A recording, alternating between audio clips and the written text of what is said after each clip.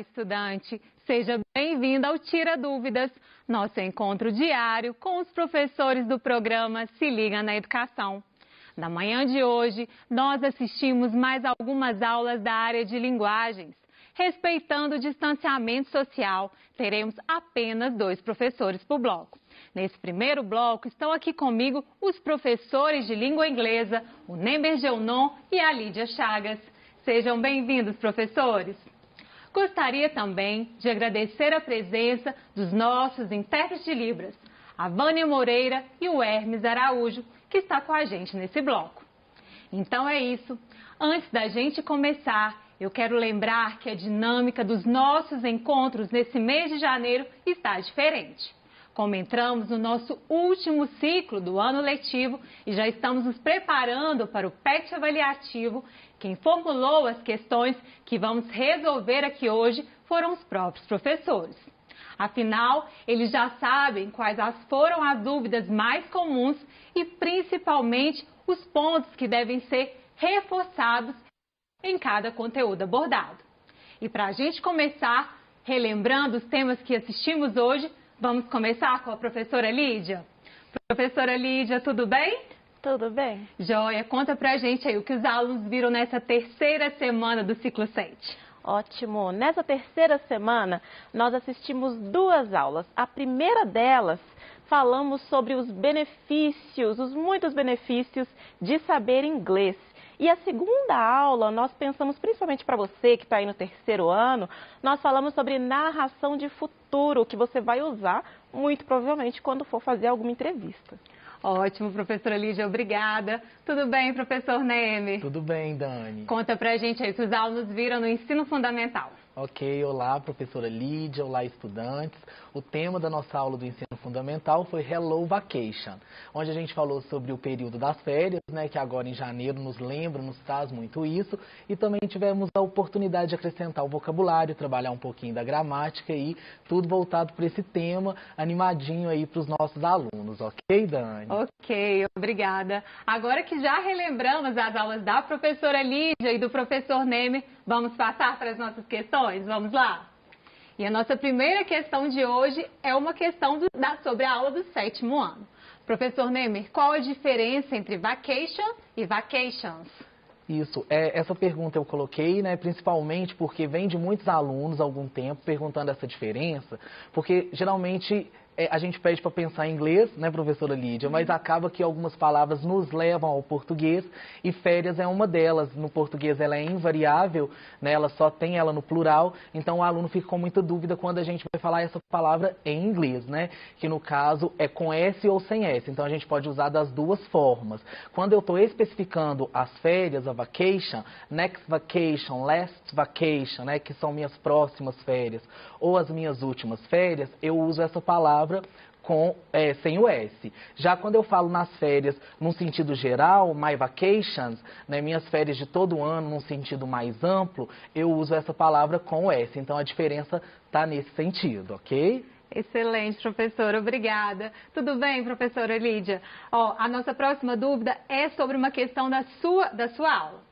Qual é a melhor escolha para narrar o futuro? Para que estudar todas essas formas verbais apresentadas hoje? Conta pra gente. A melhor forma para narrar o futuro? Quando nós pensamos na melhor forma de narrar o futuro, não existe apenas uma. Na aula de hoje, vocês puderam ver que temos várias maneiras de narrar o futuro. E a importância de se ver essas muitas maneiras de narrar o futuro é que quando você tiver contato em vida real com alguma dessas formas, quer seja o present continuous, que é o presente contínuo, quer seja o simple present, que é o presente simples, quer seja o uso do verbo modal will, que também dá a ideia de futuro, ou o uso do going to, qualquer uma delas você já vai saber reconhecer que se trata de futuro. Então, a melhor maneira de você usar um ou outro é de acordo com a situação. Existe um uso linguístico específico, por exemplo, going to, nós usamos quando estamos falando de plano, ou então quando eu tenho uma previsão baseada em evidências. E a gente viu alguns outros usos. Caso você tenha dúvida, dê uma olhadinha lá. Excelente, professora Lídia. A nossa próxima questão agora é da aula do 7º ano. Professor Nemer, o que é holiday? Então, holiday, né, a tradução literal da palavra é feriado. Porém, como a gente trabalhou o vocabulário de férias, a gente viu que no inglês britânico eles usam muito a palavra holiday como férias também. E no sentido amplo do inglês no geral, o holiday é feriado. Porém, não se assuste quando vocês virem essa palavra dentro de um contexto de férias, porque também pode ser traduzido como as férias, sim, e é muito usado lá na Inglaterra com os britânicos, ok? Excelente, vamos voltar para o telão. Nossa próxima questão é sobre a aula do terceiro ano. Qual é a relação entre boa comunicação e crescimento profissional? Conta pra gente. Ótimo, muito bom. Então, quando nós estudamos uma língua estrangeira, nós não estamos apenas conhecendo aquilo que é do outro, aquilo que não é nosso, mas estamos também aprimorando o conhecimento do que nós já temos. Ou seja, estudar uma língua estrangeira fortalece aquilo que você sabe da sua língua mãe. Por consequência, a sua comunicação vai ficar melhor, você vai se comunicar melhor, você vai passar a ideia que você quer de uma maneira melhor. E dessa forma, se você se comunicar bem durante uma entrevista, a chance de você conseguir a vaga de emprego é muito mais alta. Você se comunicando bem na empresa, você se comunicando bem quando estiver conversando com o cliente, tudo isso vai garantir que haja um sucesso no seu trabalho. Então, é extremamente importante que haja uma boa comunicação. E o estudo da língua estrangeira vai te ajudar nisso. Com certeza. A nossa próxima dúvida agora é para você, professor Neme. Explique para a gente mais sobre os collocations. Ok. Collocation, né, nada mais é do que a combinação de palavras. Isso serve para quê? Para aumentar o nosso vocabulário e para a gente poder usar essa palavra em diversos contextos. Então, se eu pego aqui a palavra vacation mesmo, que a gente já está trabalhando, aí eu falo, com o que combina essa palavra? Good vacation, boas férias, ou next vacation, próximas férias, last vacation, últimas férias. Então, eu vou trabalhando essa palavra com diversas outras, e isso não só em palavras isoladas, eu posso colocar também dentro de um contexto, dentro de uma frase, ali eu vou fazendo essas combinações e vou avançando aí na conversação de qualquer uma língua. Então, isso é muito válido dentro de qualquer língua, esse trabalho, essa técnica da collocation, que é a combinação. A gente pega a palavra-chave e vai combinando com diversas outras, e assim a gente vai tendo diversos significados e sentidos. Ok, Dani? Ok. A nossa próxima dúvida agora é sobre a aula do terceiro ano. Professora Lídia, em quais situações de trabalho eu posso usar o tempo verbal do futuro? Você pode me dar exemplos reais? Conta pra gente. Sim. Então, quando você estiver lá no trabalho, você pode falar sobre os seus planos para o dia seguinte. Você pode falar sobre os seus planos de acordo com o rendimento que teve no presente. Então, você pode usar o will, você pode usar o going to. Então, nós temos aí planos para o futuro. Então, você vai usar o tempo futuro simples que nós estudamos hoje e é uma situação bem concreta. Você também pode usar para oferecer alguma coisa. Para oferecer alguma coisa, você usa o will também. Então, nós temos aí a aplicação do futuro simples também numa situação bem prática. Quando você também decidiu alguma coisa no momento da fala, nós precisamos ter muitas vezes jogo de cintura no trabalho, no mercado de trabalho. Então, você fez uma decisão ali no momento que você está falando, você também vai usar o will. Então, temos aí algumas situações nas quais o uso do futuro simples serão bem adequados no trabalho. Ótimo, professora.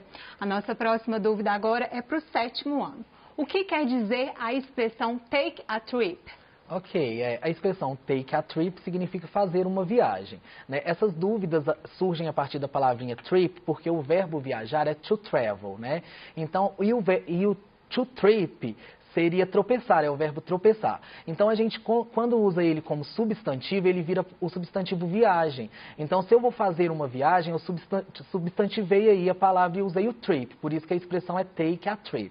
Então, quando a gente está começando a língua, para não ter dúvidas, eu vou usar o travel, se eu estiver referindo a algum verbo, e vou usar o trip quando eu me refiro ao substantivo mesmo, que é viagem. Ok? Aqui também no português a gente tem isso, né? O viajar com J e o viajar com G. Então, é mais ou menos nesse sentido. Obrigada, professor. Vamos para a próxima. Nossa próxima dúvida é do terceiro ano. Ok. O artigo fala que não é só no mercado de trabalho que o inglês pode nos ajudar, mas também nos estudos. Como assim? Os materiais, os cursos não estão todos em português? Então, nós temos aí essa pergunta sobre o uso do inglês nos estudos. É muito comum que em vários cursos, tanto quer sejam cursos técnicos, quer sejam cursos de nível superior, você encontre vários materiais que são apenas encontrados na língua estrangeira, que nesse caso é o inglês. Então, principalmente quando você tem tecnologia, parte de informática, engenharia, é muito comum que você encontre grande parte do material em inglês. Até mesmo quando você está fazendo leitura de algum artigo científico, e aí quando você pensa em artigo científico, você pensa em qualquer campo do saber, também é amplamente utilizado artigos científicos e grande parte deles não são traduzidos. Ok, vamos para a próxima. Nossa próxima dúvida é uma dúvida do 7º ano. Nemer, as férias de verão dos americanos é diferente da nossa? Pode explicar para a gente? Então, como a gente viu na nossa aula, né, quando é verão no hemisfério norte, é inverno no hemisfério sul ou vice-versa. Então, o que difere, né, das nossas férias aí para as férias do americano é o período mesmo, que eles vão do meio de maio até agosto mais ou menos, e o nosso vai de dezembro até mais ou menos fevereiro. Então, é essa que é a diferença entre os dois aí. Mas no contexto geral, Summer Vacation, férias de verão, igual aqui no Brasil, ok? Ok, vamos para a próxima. Nossa próxima dúvida é do 3º ano. Não vejo qual a relação entre saber inglês e desenvolver confiança. Como está no artigo? Pode me explicar? Sim. Então, quando você aprende uma língua estrangeira, quando você aprende qualquer outra nova competência, existe um fortalecimento da confiança individual. Então, a partir do momento que você está aprendendo uma língua estrangeira, que você se coloca de uma maneira melhor no mercado de trabalho, ou então naquela vaga, naquela seleção de emprego que você está participando, a sua confiança ela vai ser fortalecida sim. Então, como nós temos o inglês atualmente no Brasil como um diferencial, então isso já garante que, sabendo, você chegue na entrevista e que você tenha maior confiança, sim, por dominar a língua estrangeira e, muitas vezes, em muitos empregos, em muitas condições de trabalho, por ser algo extremamente necessário, o que coloca a insegurança para fora e traz o fortalecimento da autoconfiança. Ótimo, vamos para a próxima. Professor Nemer, uma dúvida agora, uma questão sobre a aula do 7º ano. Na aula apareceu alguns verbos, to camp, to fish, to sky. Que verbos são esses? Ok, antes só fazendo uma correção aqui, né, do to travel, que é o verbo viajar com J, e quando ele é substantivado no português, viagem com G, ok?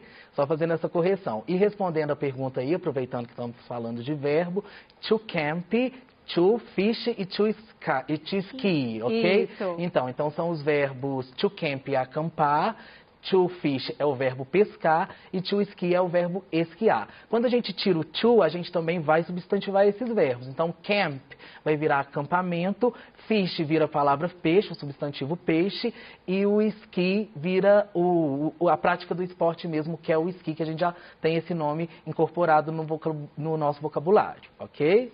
Ok, vamos para a próxima. Nossa próxima dúvida é uma dúvida do 3º ano. Já ouvi falar sobre fluência no inglês e no artigo de hoje falou sobre proficiência. Qual é a diferença entre os dois? É muito comum que se pergunte, você fala fluentemente? Então, quando alguém está querendo saber de fluência, nós estamos falando de uma fala natural, onde você não emperra, onde você não tropeça, onde a comunicação ela não tem impedimentos por qualquer falta de competência linguística. Então, quando nós estamos falando de fluência, significa que você fala naturalmente e você não tem nenhum tipo de pausa. Pausa, eu quero dizer, algo que vai atrapalhar essa comunicação e vai travar o que você está falando, a situação, o contexto comunicativo.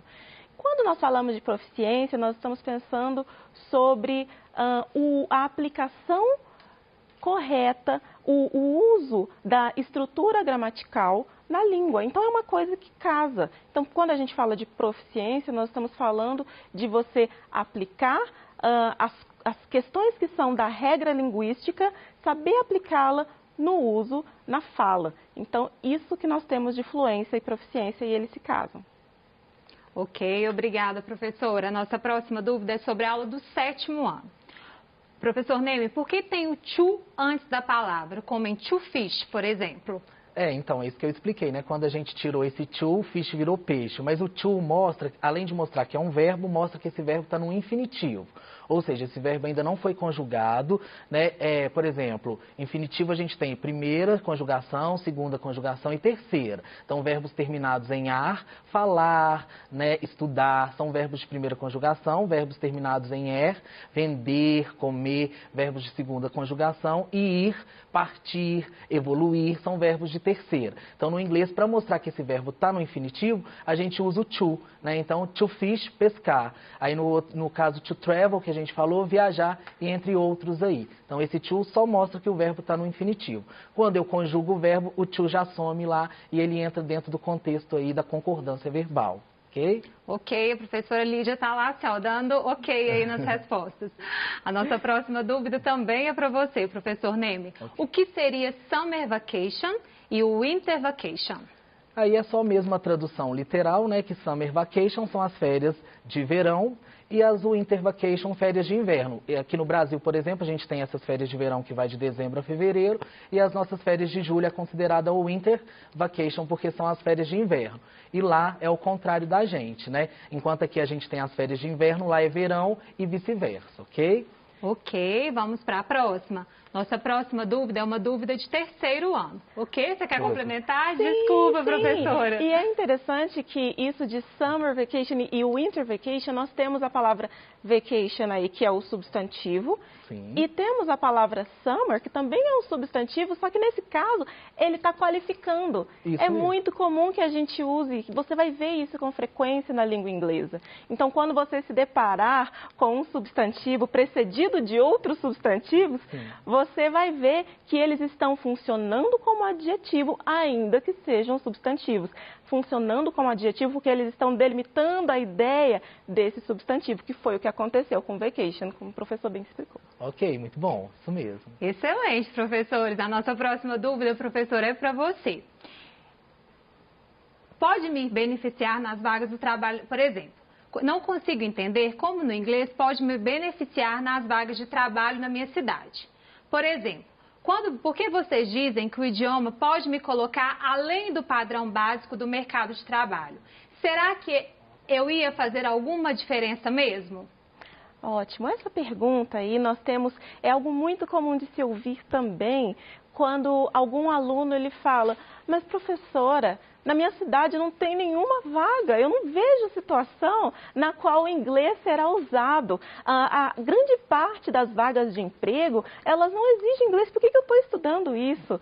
Então, é importante que você saiba que mesmo em cidades pequenas ou em cidades onde você não tenha muito a presença de estrangeiros ou você não veja de uma maneira corriqueira o uso do inglês, ainda assim pode acontecer da empresa exportar os seus produtos. Então, pode acontecer a necessidade de ter alguém ali para servir, de ser essa ponte no comércio exterior. Então, você sabendo inglês, esse é um exemplo, você seria um diferencial e você já teria uma vaga ou então uma mudança de vaga de emprego para poder ajudar nesse comércio exterior. Ou então até mesmo quando a empresa precisa enviar alguém para o exterior para ser um representante ou para fazer um treinamento, também é muito comum.